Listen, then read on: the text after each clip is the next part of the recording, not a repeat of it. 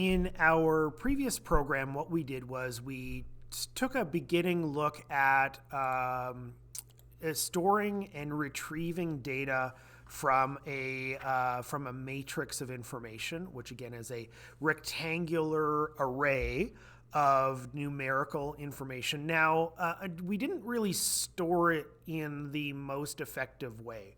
So now, one of the things that we were doing is we were rolling dice. So 4-sided, 6-sided, 8, 10, and 12, and 20, which are the ones that are commonly available for sale in a game supply store. And we were rolling numbers from 1 to 12. But the way our matrix stored it, we were actually, rolling numbers like 1, 3, there was a 7, and we don't really need to use that information if we're only concerned with these.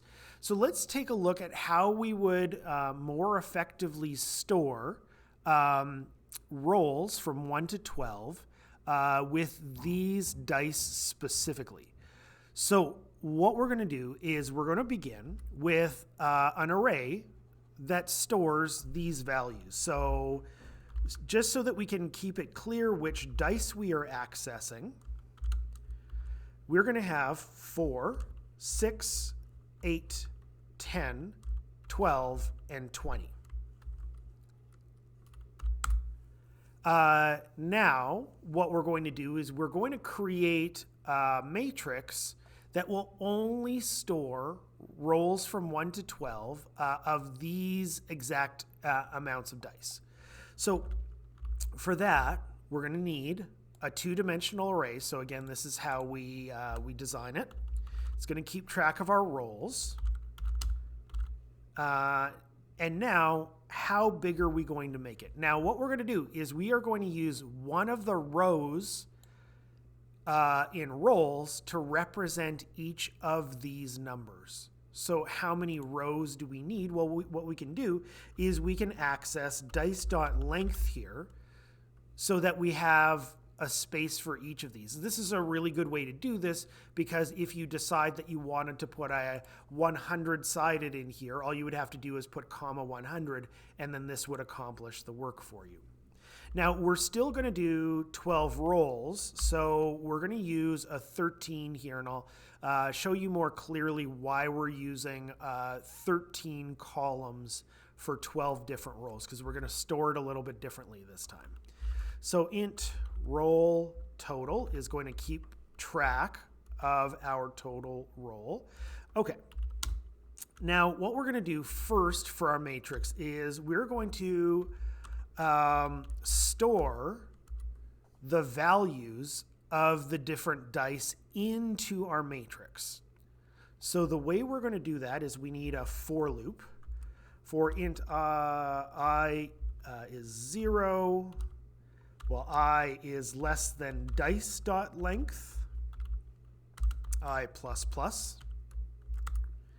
And then what we're going to do here is we are going to have rolls row I. So it's going to go down all of the rows of rolls and then drop these elements in as the first piece of data.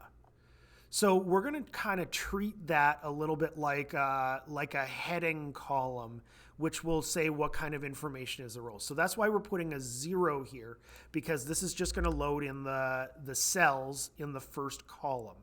And then we're going to make this equal to dice element I. So what it's essentially going to do is 4, which is dice element 0, is going to be stored in rolls 0, 0. 6, which is the first element, is going to be stored in 1, 0. The 8 is going to be in 2, 0.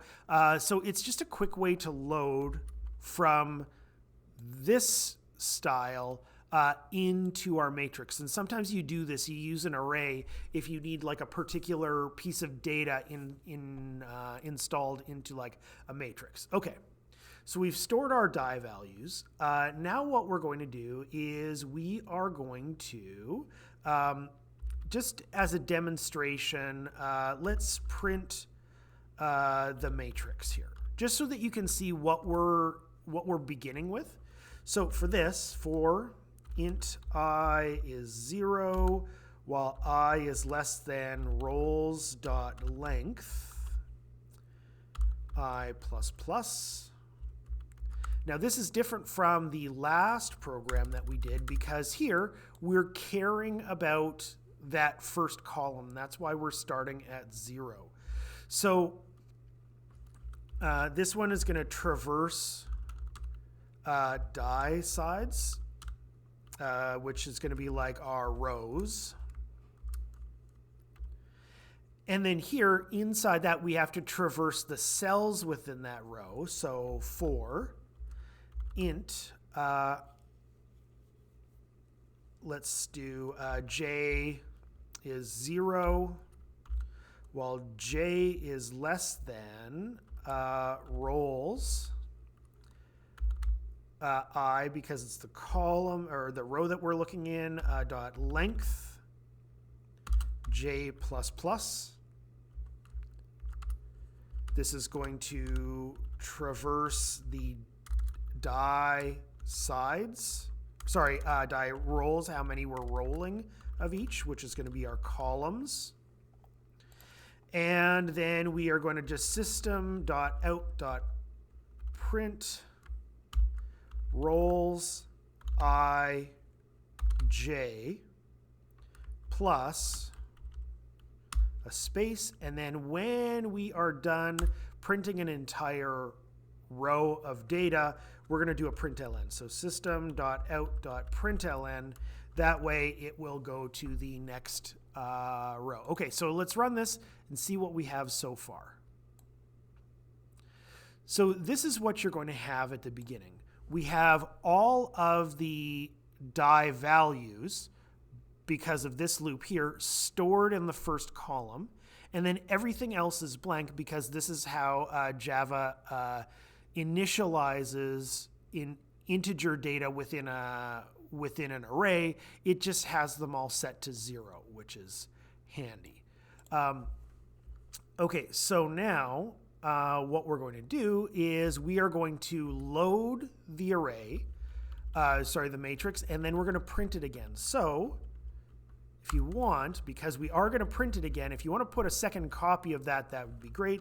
And this is where we're going to load our matrix with all of our information. Okay, so the first thing that we need to do is we need to create a traversal that's going to go down the sides. Okay? And then the second thing that we need is one that's going to traverse the rows. However, slight change to this one, we're going to start at 1 because we're going to start in the cell next to our heading column because we've already got element 0 loaded for all of those. Okay. So we're going to put our roll total here, and we're going to start it at 0.